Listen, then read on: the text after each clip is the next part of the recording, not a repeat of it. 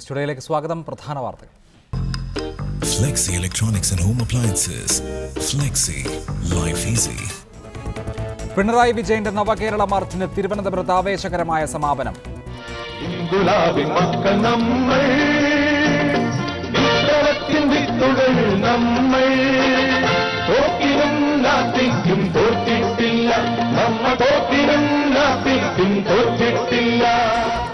ബംഗാളിൽ കോൺഗ്രസുമായി സഖ്യം ചേരുന്നത് തീരുമാനിക്കാൻ CPIM നേതൃയോഗം നാളെ മുതൽ. ബംഗാൾ ഘടകത്തിന് നിർദ്ദേശം പരിഗണിക്കുമെന്ന് സീതാറാം യെച്ചൂരി.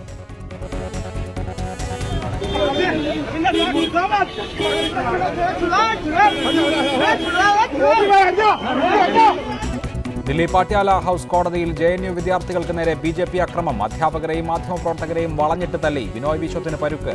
ദേശവിരുദ്ധരെ കായികമായി നേരിടുമെന്ന് BJP MLA OP ശർമ്മ. वो पाकिस्तान मुर्दाबाद हिंदुस्तान को गाली हमको गाली दे रहा है, उसको पकड़ रहे थे, हम किसी को नहीं मार रहे. വിദ്യാർത്ഥി അധ്യാപക പ്രതിഷേധത്തിൽ JNUവിന്റെ പ്രവർത്തനം സ്തംഭിച്ചു. P. ജയരാജനെ പരിയാരം ആശുപത്രിയിൽ നിന്ന് കോഴിക്കോട് മെഡിക്കൽ കോളേജിലേക്ക് മാറ്റി. ജയരാജനെ കസ്റ്റഡിയിൽ വേണമെന്ന CBI ആവശ്യത്തിൽ മറ്റന്നാൾ വിധി. ആരോഗ്യനിലയെക്കുറിച്ച് റിപ്പോർട്ട് നൽകാൻ ജയിൽ സൂപ്രണ്ടിന് നിർദ്ദേശം. ഡോക്ടറുടെ മൊഴി CBI രേഖപ്പെടുത്തി. മദ്രാസ് ഹൈക്കോടതിയിൽ നിന്ന് സ്ഥലം മാറ്റിയ ഉത്തരവ് ജസ്റ്റിസ് CS കർണൻ സ്വയം സ്റ്റേ ചെയ്തു. സ്ഥലം മാറ്റിയതിന് സുപ്രീം കോടതി ചീഫ് ജസ്റ്റിസ് വിശദീകരണം നൽകണമെന്ന് കർണൻ. ഒരു കേസും കർണന് നൽകരുതെന്ന് സുപ്രീം കോടതി നിർദ്ദേശം.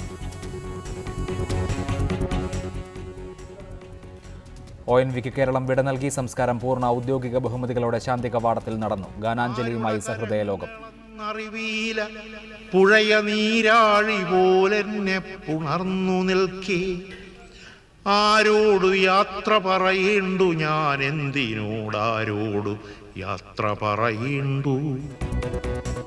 സിയാച്ചിനിൽ മരിച്ച മലയാളി ജവാന്റെ മൃതദേഹത്തോട് അവഗണന. ദില്ലിയിലെത്തിച്ച മൃതദേഹം ഏറ്റുവാങ്ങാൻ കേരളത്തെ പ്രതിനിധീകരിച്ച് ആരുമെത്തിയില്ല. സംസ്ഥാനത്ത് BJP കോൺഗ്രസ് രഹസ്യധാരണ നിലവിലുണ്ടെന്ന് പിണറായി വിജയൻ. വീണുകിടക്കുന്ന മുഖ്യമന്ത്രിയാണ് ഉമ്മൻചാണ്ടി. അതുകൊണ്ട് ഉമ്മൻചാണ്ടിക്ക് ഒരു കൈത്താങ് ആവശ്യമാണ്. അതാണ് RSS നൽകുന്നത്. പകരം BJPക്ക് അക്കൗണ്ട് തുറക്കാനുള്ള അവസരം ഉമ്മൻചാണ്ടി ചെയ്തു കൊടുക്കും എന്നതാണ് ധാരണയെന്ന് പിണറായി വിജയൻ പറഞ്ഞു. മദ്യനിരോധനമല്ല, മദ്യവർജനമാണ് CPIMന്റെ നയമെന്നും പിണറായി വിജയൻ പറഞ്ഞു. നവകേരള മാർച്ചിന്റെ സമാപന സമ്മേളനത്തിൽ സംസാരിക്കുകയായിരുന്നു പിണറായി വിജയൻ. ഇവിടെ രണ്ടു കൂട്ടർ തുല്യ ദുഃഖിതരായി കിടക്കുന്നു. ഒരു ഭാഗത്ത് ഉമ്മൻചാണ്ടി വീണ് കിടക്കുന്നു. എഴുന്നേൽക്കണമെങ്കിൽ ഒരു പരസഹായം വേണം. കുമ്മനം രാജശേഖരൻ RSS അയച്ച് പ്രസിഡന്റൊക്കെയായി ആദ്യം തന്നെ ഒരു പ്രഖ്യാപനം നടത്തി 70 സീറ്റിൽ ജയിക്കും, 70-ൽ കൂടുതൽ. അതൊരു പാർട്ടിക്ക് പറയാവുന്നതന്നെ. 140 സീറ്റിൽ മത്സരിക്കും, പകുതിയിൽ കൂടുതൽ ജയിക്കും എന്ന് പറയാവുന്നത് തന്നെ. പക്ഷെ പിന്നെ RSSന് തന്നെ ബോധ്യമായി ഒറ്റ സീറ്റിലും പച്ച തൊടില്ല. അപ്പം അതാണ് അമിത്ഷാ വന്നപ്പോൾ 10 പ്രധാന നേതാക്കൾ 10 സീറ്റിൽ എന്ന് കണ്ടിട്ടുള്ളത്. 10 എന്നതൊരു പവിത്രതയുള്ള നമ്പറൊന്നുമല്ല. 1 മുതൽ 10 വരെ എന്നാണ് അതിൻ്റെ അർത്ഥം. 10 എന്നത് കൂടിയാലോചനക്കുള്ള ഒരു നമ്പറാണ്. എന്ന് പറഞ്ഞാൽ ഒരു കൂടിയാലോചന നടക്കുന്നുണ്ട്. ആ കൂടിയാലോചനയാണ് എങ്ങനെയെങ്കിലും അക്കൗണ്ട് തുടങ്ങണം എന്നതിനുള്ള ആലോചന. നവകേരള മാർച്ചിന്റെ വിജയം പുതിയ ഇന്ത്യയെ സൃഷ്ടിക്കാനുള്ള നീക്കത്തിന് തുടക്കമാണെന്ന് CPIM general secretary Sitaram Yechury. കേന്ദ്ര സർക്കാരിന്റെ അമിതാധികാര പ്രവണത നാടിന് വെല്ലുവിളിയാണെന്ന് യെച്ചൂരി പറഞ്ഞു. വിലക്കയറ്റം അടക്കമുള്ള പ്രശ്നങ്ങൾ പരിഹരിക്കാൻ സർക്കാരിന് കഴിയുന്നില്ലെന്ന് യെച്ചൂരി വിമർശിച്ചു. The success of this jatra is not confined only to the physical aspect of this jatra, because this jatra was titled as Navakerala Jatra. Yes, you are having elections in a few weeks from now, and that new Kerala is what you will build and you will elect, and that can only happen with an LDF government in Kerala. But it's not only Nava Kerala. A Nava Kerala means a Nava India. ഈ വിഷയത്തിൽ Shri Sunny Joseph MLA, Congress Shri NM Pearson, രാഷ്ട്രീയ നിരീക്ഷകൻ B. Unnikrishnan, ചലച്ചിത്ര പ്രവർത്തകൻ, ഒപ്പം നവകേരള മാർച്ചിന്റെ സമാപന സമ്മേളനം പൂർത്തിയായാലുടൻ CPIM നേതാക്കളും ചർച്ചയിൽ പങ്കെടുക്കും. ആദ്യം ശ്രീ സണ്ണി ജോസഫ്, പശ്ചിമ ബംഗാളിൽ തൃണമൂൽ കോൺഗ്രസിനെ തോൽപ്പിക്കാൻ കോൺഗ്രസും CPIMും ഒരുമിക്കുന്നതിനെക്കുറിച്ചാണ് ആലോചിക്കുന്നത്.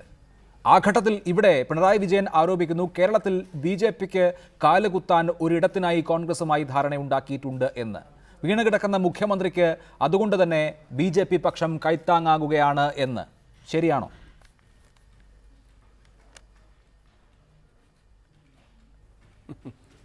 ഉത്തരം പറയുന്നില്ല, അതിന് ഉത്തരം അർഹിക്കുന്നില്ല. പിണറായി വിജയൻ്റെ ആ കമൻറ്റിന് ഞാൻ ഉത്തരം പറയുന്നില്ല. മാർക്സിസ്റ്റ് പാർട്ടിയുടെ ഗതികേടെന്നല്ലാതെ എന്താ പറയേണ്ടത്? പശ്ചിമ ബംഗാളിലെ മാർക്സിസ്റ്റ് നേതൃത്വം മഹാഭൂരിപക്ഷത്തോടെ തീരുമാനിച്ചിരിക്കുന്നു BJPയെ ചെറുക്കാൻ കോൺഗ്രസുമായിട്ട് കൂട്ടുകൂടണം. അവിടുത്തെ സ്റ്റേറ്റ് കമ്മിറ്റി യോഗം ചേർന്നപ്പോൾ കോൺഗ്രസ് സഖ്യത്തെ എതിർക്കാൻ ആരും ഉണ്ടായിരുന്നില്ല. കുറച്ചുപേര് നിഷ്പക്ഷത പാലിച്ചു, എതിർക്കാൻ ആരും തന്നെ ഉണ്ടായിരുന്നില്ല. എന്നാൽ കേരളത്തിലെ CPM നേതൃത്വം അതിനെ എതിർക്കുകയാണ്. പശ്ചിമബംഗാൾ ഉൾപ്പെടെയുള്ള ഇന്ത്യൻ സംസ്ഥാനങ്ങളിൽ BJPയെ ചെറുക്കാൻ കോൺഗ്രസുമായി സഖ്യം വേണം എന്ന മാർക്സിസ്റ്റ് പാർട്ടിയുടെ നയത്തെ പിണറായി വിജയനും ആളുകളും എതിർക്കുന്നു. ആ എതിർപ്പിന് പിടിച്ചു നിൽക്കാൻ അദ്ദേഹം ന്യായങ്ങൾ കണ്ടെത്തുകയാണ്. ഇതിനെ പരമപുച്ഛത്തോടെ ഞങ്ങൾ തള്ളിക്കളയുന്നു. ഒരൊറ്റ കാര്യം, ഇവരെത്രയോ വട്ടം ഇത് പ്രചരിപ്പിച്ചതാണ്. തിരുവനന്തപുരത്ത് ഒരിക്കൽ ഇന്നത്തെ ആരോഗ്യമന്ത്രി ശിവകുമാർ പാർലമെന്റിലേക്ക് യൂത്ത് കോൺഗ്രസിന്റെ ജില്ലാ പ്രസിഡന്റായിട്ട് മത്സരിച്ചപ്പോൾ അന്ന് രാജഗോപാലനായിരുന്നു BJP സ്ഥാനാർത്ഥി. എന്താ പറഞ്ഞത് മാർക്സിസ്റ്റ് പാർട്ടി? BJP സ്ഥാനാർത്ഥിയെ ജയിപ്പിക്കാൻ കോൺഗ്രസ് ദുർബലനായ ശിവകുമാറിനെ തിരുവനന്തപുരം പാർലമെന്റ് സീറ്റിൽ മത്സരിപ്പിക്കുന്നു എന്നായിരുന്നു മാർക്സിസ്റ്റ് പാർട്ടിയുടെ പ്രചരണം. അവസാനം തെരഞ്ഞെടുപ്പ് വന്നപ്പോൾ എന്തുണ്ടായി? കോൺഗ്രസ് ജയിച്ചു, ശിവകുമാർ പാർലമെന്റിലേക്ക് പോയി, മാർക്സിസ്റ്റ് പാർട്ടി 3ാം സ്ഥാനത്തേക്ക് പോയി. നമുക്കറിയാം, കഴിഞ്ഞ പാർലമെന്റ് ഇലക്ഷനിൽ തന്നെ കേരളത്തിൽ BJP 2ാം സ്ഥാനത്ത് വന്ന സ്ഥലങ്ങളിലൊക്കെ LDF 3ാം സ്ഥാനത്താണ്. BJP 1ാം സ്ഥാനത്ത് വന്ന സ്ഥലങ്ങളിൽ UDF ആണ് 2ാം സ്ഥാനത്ത്. ചില സ്ഥലങ്ങളിൽ BJP 1ാം സ്ഥാനത്ത് വന്ന അവിടെ UDF 2ാം സ്ഥാനത്ത്, LDF 3ാം സ്ഥാനത്തേക്ക് പോയി. അപ്പോൾ മാർക്സിസ്റ്റ് പാർട്ടി പറയുന്ന ഈ കള്ളക്കഥകൾ, കല്ലുവെച്ച നുണകൾ, ഇത് ചർച്ച ചെയ്യുന്നത് തന്നെ അപഹാസ്യമാണ്. അവരുടെ തന്നെ ഞാനിപ്പോൾ ഈ പരിപാടി കേട്ടുകൊണ്ടിരിക്കുക. യെച്ചൂരിക്ക് ഇങ്ങനെ ഒരു കേസില്ല, കോടിയേരി ബാലകൃഷ്ണൻ എന്ന സംസ്ഥാന സെക്രട്ടറിക്ക് ഇങ്ങനെ ഒരു കേസില്ല. ഇതൊരു തമാശാണ്. ഇത്രയേറെ അദ്ദേഹം ഇന്ന് വളരെ വളരെ രാഷ്ട്രീയ ഗതികേടിലാണ് CPM നേതൃത്വം അകപ്പെട്ടിരിക്കുന്നത്. ഇതുവരെ CPM നേതൃത്വം പറഞ്ഞത് എന്താണ്? ബംഗാൾ കേരളം ത്രിപുര, ബംഗാൾ കേരളം ത്രിപുര എന്നാണ് പറഞ്ഞത്. ആ ബംഗാൾ പൂർണ്ണമായും നഷ്ടപ്പെട്ടിരിക്കുന്നു എന്ന പരസ്യ പ്രഖ്യാപനമാണ് ബംഗാളിലെ മാർക്സിസ്റ്റുകൾ നടത്തുന്നത്. ഈ അടുത്ത കാലത്ത് VS തന്നെ നമ്മുടെ സംസ്ഥാന തലസ്ഥാനത്ത് സെക്രട്ടേറിയറ്റ് അസോസിയേഷന്റെ LDF അസോസിയേഷന്റെ യോഗത്തിൽ പറഞ്ഞതെന്താണ്? മാർക്സിസ്റ്റ് പാർട്ടി ത്രിപുര എന്ന ഒരു തുരുത്തിൽ ഒതുങ്ങിയിരിക്കുന്നു എന്നാണ് പറഞ്ഞത്. ബംഗാളിൽ പാർട്ടിയില്ല, കേരളത്തിൽ പാർട്ടി പിറകോട്ട്. ത്രിപുര എന്ന ഒരു തുരുത്തിൽ, കേവലം 2 പാർലമെന്റ് സീറ്റ് മാത്രമുള്ള ത്രിപുര എന്ന ഒരു തുരുത്തിൽ മാത്രം മാർക്സിസ്റ്റ് പാർട്ടി ഒതുങ്ങിയിരിക്കുന്നു എന്ന് ശരി, ജീവിച്ചിരിക്കുന്ന ഏറ്റവും വലിയ നേതാവ് ശ്രീ സണ്ണി ജോസഫ്, ശ്രീ B ഉണ്ണികൃഷ്ണൻ, വല്ലാത്തൊരു അസ്തിത്വ പ്രതിസന്ധി അഭിമുഖീകരിക്കുന്നുണ്ടോ കേരളത്തിലെ ഇടതുപക്ഷം? പശ്ചിമ ബംഗാളിൽ കോൺഗ്രസുമായി കൂട്ടുചേരുക എന്നുള്ളത് അവിടെ തിരിച്ചു വരാൻ അനിവാര്യമായ ഒരു കാര്യമാണ്. ആ തീരുമാനവുമായി ബംഗാൾ ഘടകം മുന്നോട്ട് പോകുന്നു. കേരളത്തിലെ മുഖ്യ എതിരാളി കോൺഗ്രസ്സാണ്. ആ കോൺഗ്രസ് ഇവിടെ BJPയുമായി സഖ്യമുണ്ടാക്കിയിരിക്കുകയാണ് എന്ന് പിണറായി വിജയൻ ആരോപിക്കുന്നത് യഥാർത്ഥത്തിൽ ഈ വലിയ ആശങ്കയുടെ ഒരു പ്രതിഫലനമാണോ?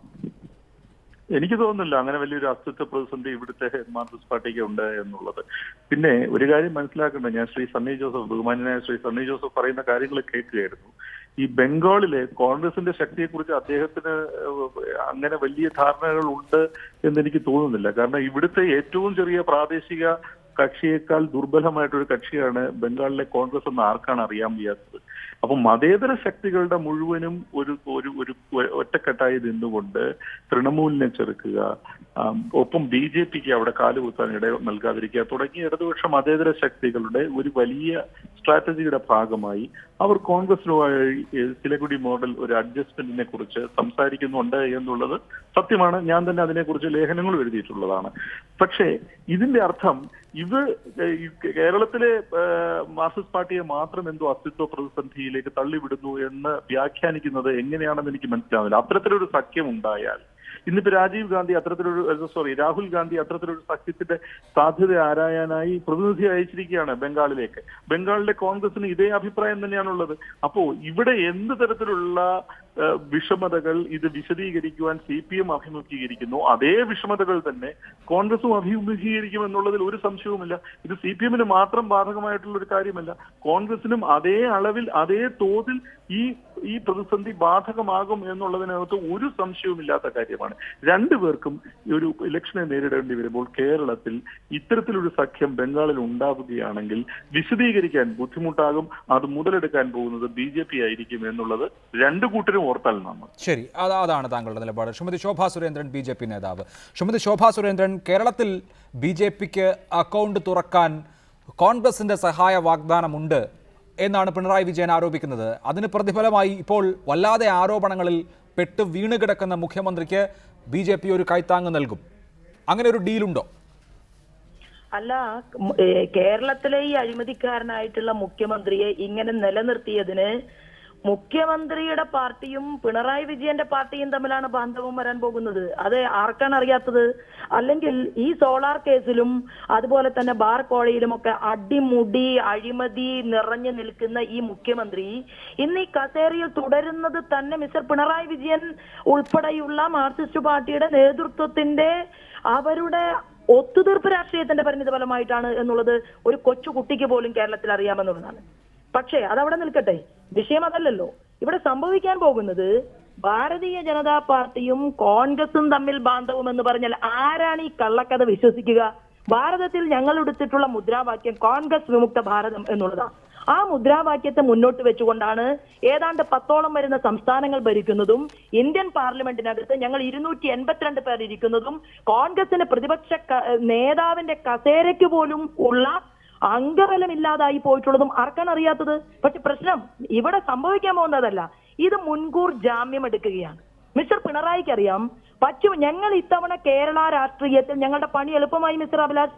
ഞങ്ങൾ ഭാരതീയ ജനതാ പാർട്ടി പശ്ചിമ ബംഗാളിൽ അവരടിക്കുന്ന പോസ്റ്റർ അത് ഞങ്ങൾ കേരളത്തിൽ കൊണ്ടുവന്ന് പ്രചരണം നടത്തും. ഞങ്ങളുടെ പണി എളുപ്പമായി. കാരണം അവിടെ കോൺഗ്രസും CPIM-ഉം തമ്മിലുള്ള ബാന്ധവം, ഈ ബാന്ധവം ഇതിനു മുൻപ് നടത്തിയിട്ടില്ലേ?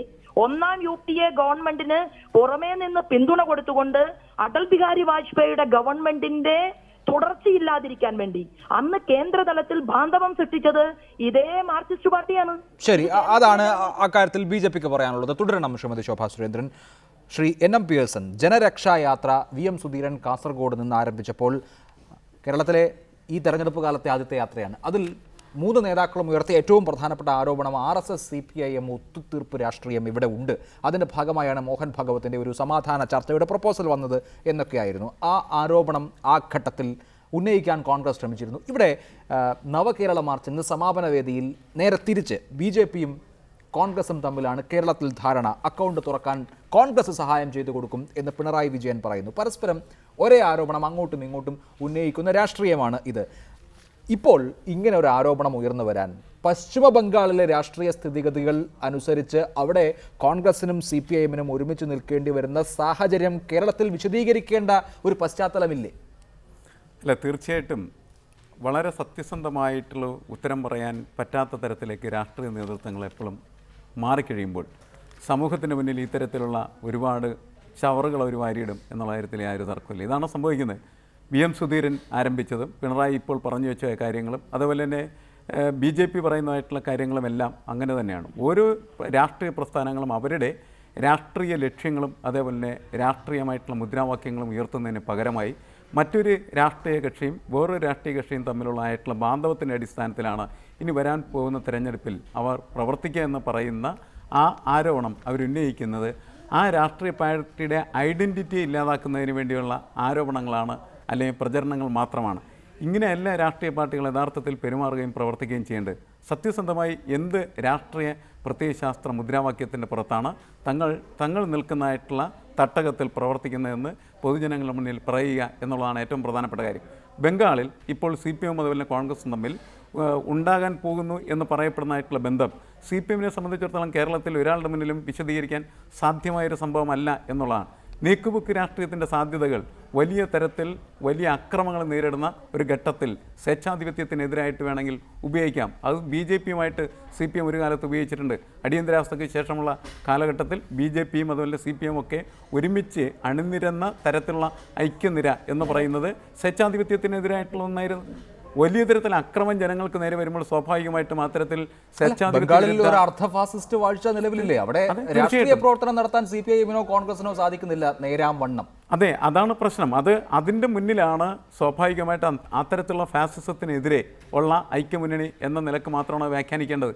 അതങ്ങനെയാണ് പറയേണ്ടതും. അങ്ങനെ പറയാനുള്ള ആർജവും തൻ്റെ ഇടവുമാണ് രാഷ്ട്രീയ പ്രസ്ഥാനത്തിന് ഉണ്ടാവേണ്ടത്. മറിച്ചുണ്ടാകുമ്പോഴാണത് വലിയ തരത്തിൽ ഇത്തരത്തിലുള്ള ദുർവ്യാഖ്യാനങ്ങളും അതേപോലെ വരുന്നത്. ശ്രീ സണ്ണി ജോസഫ്, ഇക്കാര്യത്തിൽ ഇടത് സഖ്യത്തെക്കുറിച്ച് ബംഗാളിലെ കോൺഗ്രസ്സുകാർക്ക് അധിർ രഞ്ജൻ ചൗധരിക്കും കൂട്ടർക്കും താങ്കൾക്കുള്ള അഭിപ്രായം അല്ല.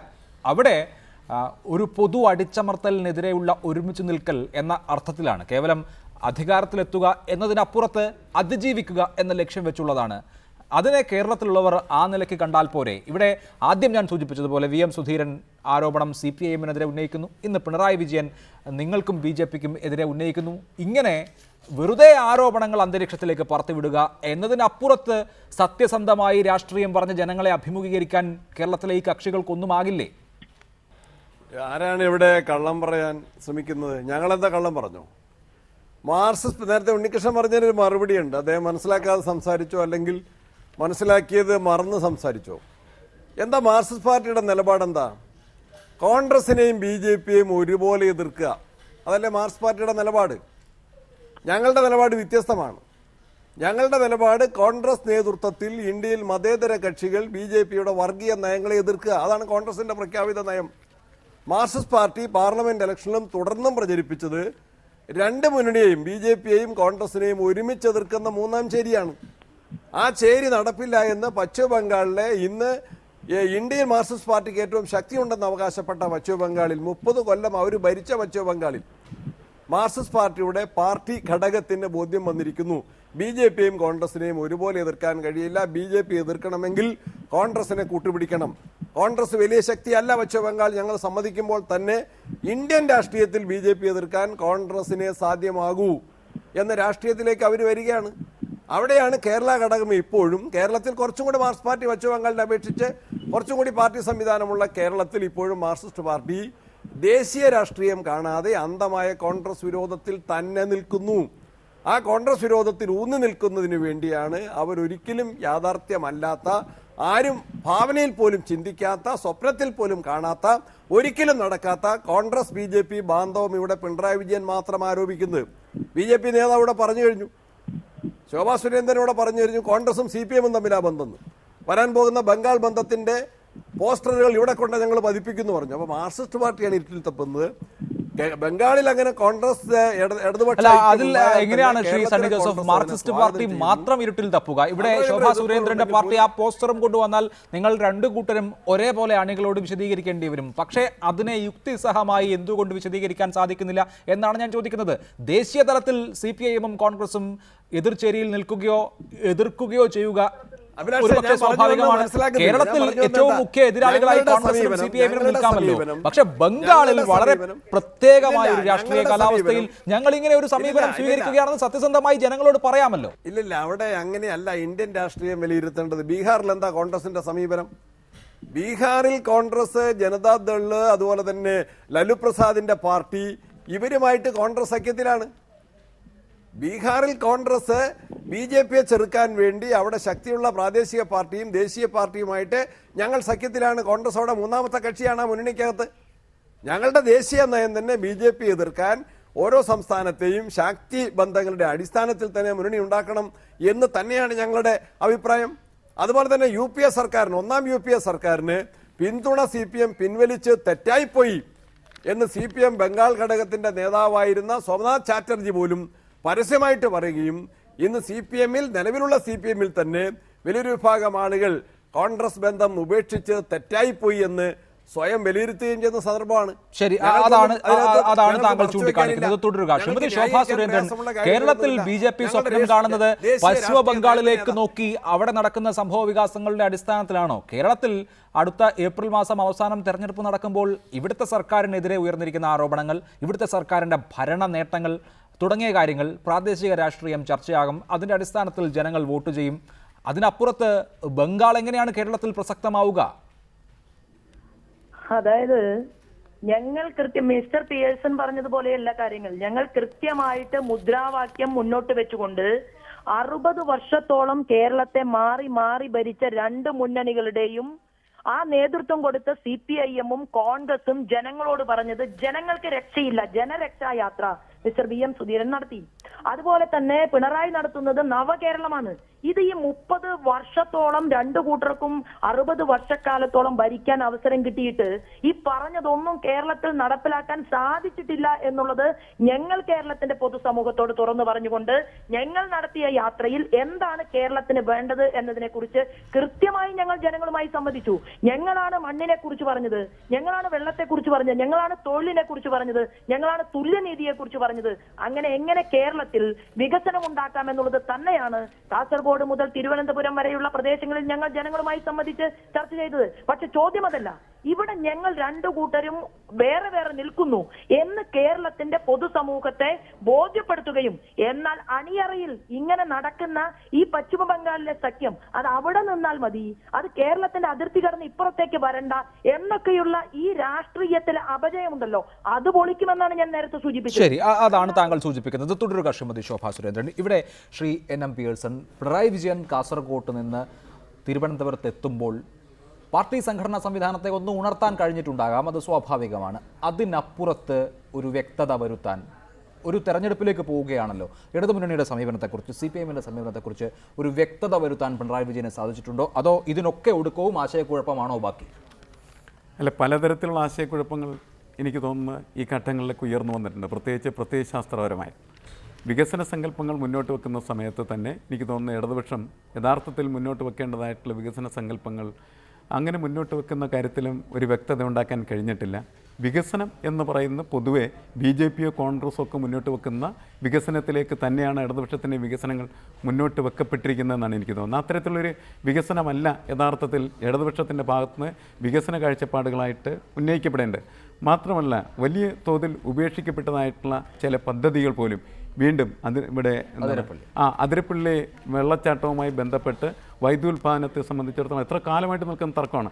ആ തർക്കം അവസാനിപ്പിച്ച് അവിടെ അണകെട്ടി വൈദ്യുതി ഉൽപ്പാദിപ്പിക്കാൻ പോകുന്ന തരത്തിലുള്ള പ്രചരണം എന്ന് പറയുന്നത് സ്വാഭാവികമായിട്ട് എനിക്ക് തോന്നുന്നത് ഈ യാത്രയുടെ ഇടയിൽ രൂപപ്പെട്ടു വന്ന ഇടതുപക്ഷ രാഷ്ട്രീയത്തെ സംബന്ധിച്ചിടത്തോളം വലിയ തരത്തിൽ പ്രതിസന്ധി ഉയർത്തുന്ന ഒരു വാഗ്ദാനമായിട്ടാണ് ഞാൻ അതിനെ കണക്കാക്കുന്നത്. അത് മുന്നുണ്ടായിരുന്നതായിട്ടുള്ള വ്യക്തതയെ നശിപ്പിക്കാനേ സഹായിച്ചിട്ടുള്ളൂ ഒരു വശത്ത്. മറ്റൊരു പ്രശ്നം എന്താണെന്ന് വെച്ച് കഴിഞ്ഞാൽ നേരത്തെ പറഞ്ഞതുപോലെ സംഘടനാ സംവിധാനങ്ങളൊക്കെ ശക്തിപ്പെടുത്തി എന്നുള്ളത് ശരിയാണ്. പക്ഷേ സംഘടനാ സംവിധാനങ്ങൾ ശക്തിപ്പെടുത്തി യാത്ര അവസാനിക്കുന്ന സമയത്ത് ഇപ്പോൾ അതിനേക്കാൾ വലിയ തരത്തിലുള്ള ആശയക്കുഴപ്പം പാർട്ടിക്കകത്ത് രൂപപ്പെട്ട് വന്നിരിക്കുകയാണ് ചെയ്യുന്നത്. ബംഗാളിലെ സഖ്യം തന്നെയാണ് പ്രധാനപ്പെട്ട വിഷയം. അതിൽ വ്യക്തമായിട്ട് ഇപ്പോൾ മതേതര രാഷ്ട്രീയത്തിന് വേണ്ടിയാണ് നിലനിൽക്കുന്നത്, സ്വേച്ഛാധിപത്യത്തിനെതിരെ നിലനിൽക്കുന്നത്. അതിനെങ്ങനെയുള്ള സഖ്യങ്ങളാവും, ഏത് തരത്തിൽ അതൊക്കെ മുന്നോട്ട് കൊണ്ടുപോകാം, പാർലമെൻ്ററി സഖ്യം ഏതുവരെ ആകാം, ഇക്കാര്യത്തിലൊക്കെ വ്യക്തത ഉണ്ടാക്കാൻ പറ്റാതിരിക്കുന്നത് അവ്യക്തതയിലേക്ക് കാര്യങ്ങൾ കൂടുതൽ പോകാനായിട്ട് സഹായിച്ചിട്ടുള്ളൂ. റൈറ്റ്. ശ്രീ B ഉണ്ണികൃഷ്ണൻ, ഈ യാത്ര സമീപിക്കുമ്പോൾ പിണറായി വിജയനെ സംബന്ധിച്ചും ഇടതുമുന്നണിയെ സംബന്ധിച്ചും ഒരു തെരഞ്ഞെടുപ്പിന് മുന്നോടിയായിട്ട് എന്താണ് ഇടതുപക്ഷം മുന്നോട്ട് വയ്ക്കുന്നത് എന്നത് സംബന്ധിച്ച എല്ലാ വിഷയങ്ങളിലും ഉള്ള നയപരിപാടികൾ സംബന്ധിച്ച ഒരു വ്യക്തത വരുത്താൻ സാധിച്ചിട്ടുണ്ടോ? ആ അർത്ഥത്തിൽ വിജയിച്ചോ ഈ യാത്ര? എന്താണ് താങ്കൾ വിലയിരുത്തുന്നത്? എനിക്ക് തോന്നുന്നത് CPM മുമ്പ് നടത്തിയ യാത്രകളിലേക്കാളും വളരെയധികം വ്യക്തതയോട് കൂടി അവരുടെ വികസന സങ്കല്പം, അതിപ്പോ ശ്രീ PS ചൂണ്ടിക്കാണിച്ച പോലെ നമുക്കതിനെ വിമർശിക്കാം, നമുക്കതിനോട് വിയോജിക്കാം. പക്ഷേ അവരുടെ വികസന സങ്കല്പത്തെ കുറിച്ച് വ്യക്തമായിട്ട് ഉള്ള ഒരു അവതരണം പൊതുസമൂഹത്തിന് മുമ്പിൽ ഉണ്ടായി എന്ന് തന്നെയാണ് ഞാൻ വിശ്വസിക്കുന്നത്.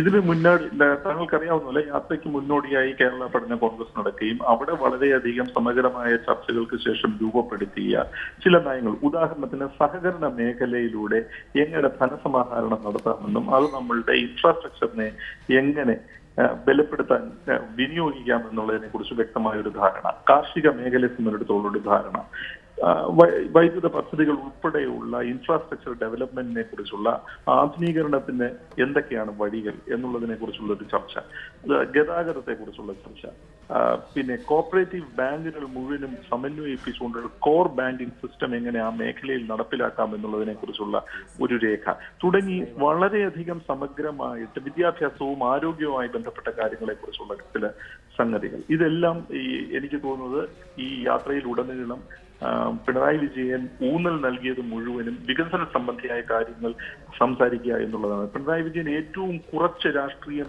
സംസാരിച്ച പൊതുയോഗങ്ങളാണ് ഈ നവകേരള മാർച്ചിലുടനീളം. ശ്രീ സണ്ണി ജോസഫ്, CPIM-ൽ പഴയതുപോലെ പ്രശ്നങ്ങളൊന്നുമില്ല ആഭ്യന്തരമായി എന്നുള്ളത് വ്യക്തമാണ്. VS അച്യുതാനന്ദൻ്റെ പ്രസംഗം താങ്കൾ കേട്ടിരിക്കുമല്ലോ. എന്ന് മാത്രമല്ല, പിണറായി വിജയൻ ഒരു പുതിയ ഇമേജ് ഉണ്ടാക്കുന്നു, അല്ലെങ്കിൽ ഉണ്ടാക്കാൻ ശ്രമിക്കുന്നു. ഈ യാത്രയ്ക്ക് ഒടുവിൽ അദ്ദേഹം ഇന്നത്തെ പ്രസംഗത്തിൽ പറയുന്നത് കാലാനുസൃതമായ വികസനത്തെക്കുറിച്ചും വ്യവസായം ഉണ്ടായാലേ തൊഴിലുണ്ടാകൂ എന്ന സിദ്ധാന്തവുമൊക്കെയാണ്. അത്തരത്തിലൊക്കെയുള്ള ഒരു ഇമേജ് മേക്ക് ഓവർ പിണറായി വിജയനെ സംബന്ധിച്ച് സാധിക്കുന്നു. അങ്ങനെയൊക്കെ വളരെ ആത്മവിശ്വാസത്തോടു കൂടി ഒരു തെരഞ്ഞെടുപ്പ് രംഗത്തേക്ക് പോകാവുന്ന വിധത്തിലേക്ക് മാറിയിട്ടില്ലേ ഇടത് മുന്നണി? ഒരിക്കലില്ല. VS ഇപ്പം പിണറായി എന്ന് പോലും പറഞ്ഞില്ല. അദ്ദേഹം അഭിസംബോധന ചെയ്തപ്പോൾ P. വിജയൻ എന്നാണ്, ഇതുവരെ ആരും കേൾക്കാത്ത P. വിജയൻ, P. വിജയൻ എന്നാണ് പറഞ്ഞത്. ആരാ നേതാവെന്നുള്ള കാര്യത്തിലും ഇതുപോലെ CPM-ൻ്റെ അകത്ത് ഇതുവരെ തീർപ്പുണ്ടായിട്ടില്ല. തർക്കം തുടരുകയാണ്. അതുപോലെ ദേശീയ രാഷ്ട്രീയത്തിലെ ബംഗാൾ ഉൾപ്പെടെയുള്ള സംസ്ഥാനത്തിലെ നയത്തെ സംബന്ധിച്ചും പിണറായിയും VS-ഉം രണ്ട് നിലപാടാണ് സ്വീകരിക്കുന്നത്. ഇന്ന് യെച്ചൂരി പറഞ്ഞു കഴിഞ്ഞു. VS-ന് കേന്ദ്ര കമ്മിറ്റിയിൽ VS-ൻ്റെ അഭിപ്രായം പറയാം. യെച്ചൂരിയുടെ പക്ഷത്തായിരിക്കും, പ്രകാശ് കാരാട്ടിൻ്റെ പക്ഷത്തായിരിക്കില്ല. ബംഗാൾ പ്രശ്നത്തിൽ VS അഭിപ്രായം പറയുക എന്നുള്ളത് വ്യക്തമായിട്ടുള്ള കാര്യമാണ്. പിന്നെ പിണറായി വിജയൻ്റെ നയമാറ്റം എന്താണ്? അദ്ദേഹം ജാഥ തുടങ്ങി കഴിഞ്ഞ് കുറച്ച് കഴിഞ്ഞോ പറഞ്ഞു, വിഴിഞ്ഞം പദ്ധതി ഞങ്ങൾ വന്നാലും മുന്നോട്ട് കൊണ്ടുപോകും. വിഴിഞ്ഞം പദ്ധതി അഴിമതിയാണ് എന്ന് പറഞ്ഞയാൾ തിരുത്തി പറയാൻ അവർ ബാധ്യസ്ഥരായി. ഇപ്പോൾ നേരത്തെ പറഞ്ഞ പോലെ അതിരപ്പള്ളിയെക്കുറിച്ചുള്ള മാർക്സിസ്റ്റ് പാർട്ടിയുടെ ഇടതുപക്ഷത്തിൻ്റെ സങ്കല്പം തെറ്റായിരുന്നു. അതിരപ്പള്ളി പദ്ധതിയുമായിട്ട് മുന്നോട്ട് പോകും, അദ്ദേഹത്തിന് തിരുത്തി പറയേണ്ടതായിട്ട് വന്നു. VS ആകെ പറഞ്ഞത് എന്താണ്? രാഹുൽ ഗാന്ധി ചോദിച്ച ചോദ്യം, എന്താണ് നിങ്ങളുടെ മദ്യനയം, നിങ്ങൾ വന്നാൽ അടച്ചിട്ട ബാറുകൾ തുറക്കുമോ എന്ന ചോദ്യത്തിന് വ്യക്തമായിട്ടുള്ള ഉത്തരം പറയാൻ ഇപ്പോഴും VS-നും പിണറായിക്കും സാധിച്ചിട്ടില്ല. പിണറായി ഒരു കാര്യം പറഞ്ഞു, മദ്യനിരോധനമല്ല മദ്യവർജനമാണ് ഞങ്ങളുടെ നയം. അവിടെയും പിണറായി വിജയൻ ഈ നയത്തിലെ ഒളിച്ചുകളിയാണ് വ്യക്തമാക്കിയിട്ടുള്ളത്. നയം ഇപ്പോൾ ഞങ്ങൾ പ്രഖ്യാപിക്കുന്നില്ല, തക്ക സമയത്ത് പറയുന്നു പറഞ്ഞു. മദ്യനിരോധനമല്ല മദ്യനയമാണെന്ന് പറഞ്ഞ അതേ നാവുകൊണ്ട് തന്നെ നയം ഇപ്പോൾ ഞങ്ങൾ പ്രഖ്യാപിക്കുന്നില്ല, പറയേണ്ട സമയത്ത് പറയും. ഇതല്ലേ വിവാദത്തിൻ്റെ കാലം? ഇതല്ലേ തെരഞ്ഞെടുപ്പ് പ്രചരണത്തിൻ്റെ കാലം? മദ്യനയത്തെ ചൊല്ലിയുള്ള വലിയ തർക്കവിതർക്കങ്ങൾ നടക്കുന്ന സമയത്ത് പോലും CPM-ൻ്റെ മദ്യനയം എന്ത്, അടച്ചിട്ട ബാറുകൾ തുറക്കുമോ എന്ന വ്യക്തമായ ചോദ്യത്തിന് ഉത്തരം പറയാൻ അത് രാഹുൽ ഗാന്ധി ഇവിടെ വന്ന് ചോദിച്ചത് കുറിക്ക് കൊണ്ടു, അതിനാണ് ഉത്തരം പറയേണ്ടത്. അതിന് ഉത്തരം പറയാതെ ഒളിഞ്ഞ് കളിക്കുകയാണ്, ഒഴിവഴിവ് തേടുകയാണ് CPM നേതൃത്വം ചെയ്യുന്നത്. അതുകൊണ്ട് ഈ ജാഥയിൽ നിന്ന് ജാഥ കൊണ്ട് പ്രത്യേകമായിട്ടുള്ള ഒരു ഇമേജും ഉണ്ടാക്കാൻ സാധിച്ചിട്ടില്ല. പിണറായി വിജയൻ്റെ ശബ്ദം കുറച്ചൊന്ന് മയപ്പെടുത്തി പറഞ്ഞാലോ, അതുകൊണ്ടൊന്നും അദ്ദേഹത്തിനെ സംബന്ധിച്ച് ജനങ്ങളുടെ ഇമേജിന് യാതൊരു മാറ്റവും വരില്ല. നിലവിലുണ്ടായിരുന്ന ഇമേജ് തന്നെയാണ്. ഒന്നുകൂടി അദ്ദേഹം അക്രമ രാഷ്ട്രീയത്തെ ന്യായീകരിക്കാതിട്ടുള്ളത്. P. ജയരാജന്റെ അറസ്റ്റും സംഭവമാണെങ്കിലും, അല്ലെങ്കിൽ നമുക്കറിയാം ഇതിൽ